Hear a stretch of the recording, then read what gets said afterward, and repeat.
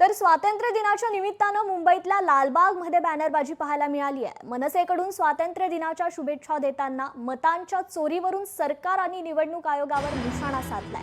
आपलं मत आपण दिलेल्या पक्षाला पोहोचण्याचं स्वातंत्र्य अबाधित राहो अशा शब्दात मनसेकडून स्वातंत्र्य दिनाच्या शुभेच्छा मनीष पात्रे यांनी दिल्यात। या बॅनरबाजीचाच आढावा घेतलाय आमचे प्रतिनिधी स्वप्नील जाधव यांनी।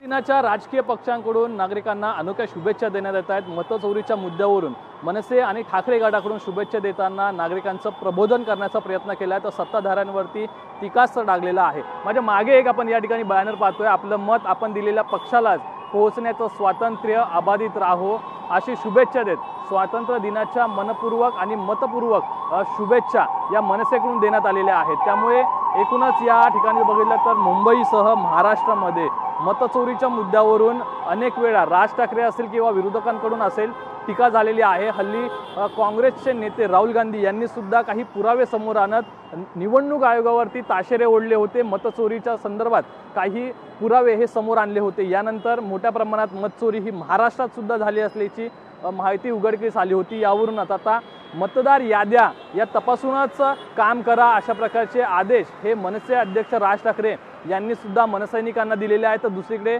ठाकरे गट असेल, महाविकास आघाडी असेल यांनी सुद्धा दिलेले आहे। त्यामुळे मतचोरीचा मुद्दा हा अधिकच तापण्याची शक्यता आणि आगामी निवडणुका ज्या आहेत त्या जवळ येतात, त्यामुळे मतांच्या किंवा मतदार याद्यांवरती बारीक लक्ष ठेवा अशा प्रकारचे आदेश हे देण्यात आले। मात्र राजकीय पक्षांकडून जनतेला सुद्धा एकंदरीत अशा बॅनरबाजीतून आवाहन करण्यात येतं, कुठेतरी प्रबोधन आणि सत्ताधाऱ्यांवरती टीकास्त्र डागण्यात येत आहे। कॅमेरा पर्सन रोहित कांबळेसह स्वप्नील जाधव, लोकशाही मराठी, मुंबई। लोकशाही मराठी ऐका, पहा, जागरूक रहा।